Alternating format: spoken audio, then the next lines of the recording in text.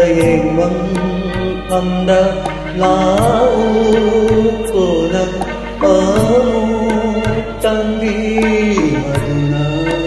inghandi hawai aigi hawai aigi ay nasiraga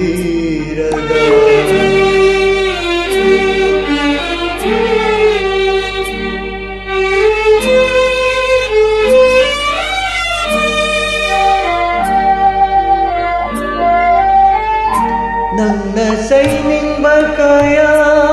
nang nasaw ning bakaya imayeng na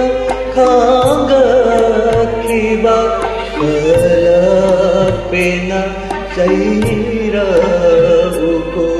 hayeng aigi mangham hatta ay nasiraga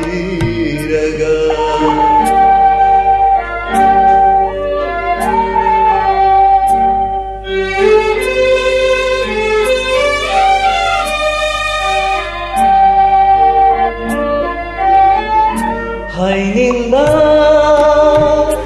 kaya haining ba kaya hay kidedo tanging loy kangi nahak nadi ira kaya lanjak kido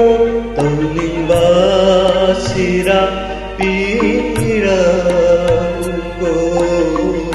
hayeng aigi mangham